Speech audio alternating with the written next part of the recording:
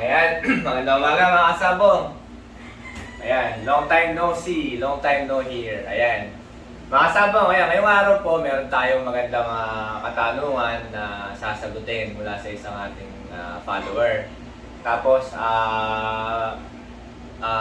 bago lahat, gusto ko lang i-announce din na nag-big sale na po kami sa mga breeding materials kasi breeding season na. Tsaka yung presyo pong Expo, which is sa tingin ko yung pinaka mababang presyo ng mga manok sa buong Pilipinas, ay usually makikita lang sa Expo, ay nag-sale na rin po kami, nag-Expo price na rin po kami. So mga kasabong yan, nagseset din po ako ng mga trio para doon sa mga low budget. PM lang po kayo. Marami po ako dito. Usually po, ang binibigay ko sa mga low budget natin, yung mga two-way cross na mga pulit na class A. Kasi po, mga broodcock po niyan, mga multiple winner po lahat yan. Tested na tested po namin yan.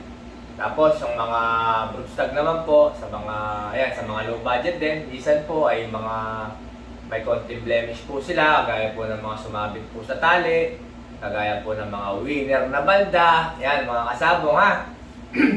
Tapos, iba naman po, mga hybrid sila, pero hindi sila nakapasok sa timbangan. Sa madali salita, pwedeng medyo mabigat sila sa sukat nila, pero hinayo pa kang gagaling. Ayan po mga kasabong, mga ilan sa mga pang low budget lang. Ngayon, siyempre, sa class A, yung po pinakamarami.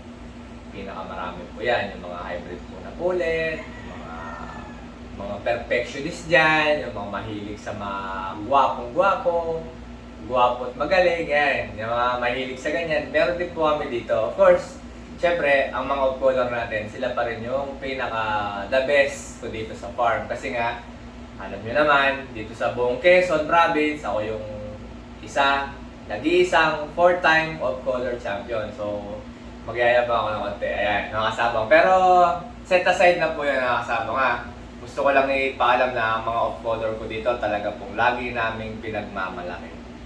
Okay, dahil lagi po silang nakikipag-compete kahit saan pong labanan na mga gagaling na event, malalakas na laban. Ayan mga kasabong, ito po yung isang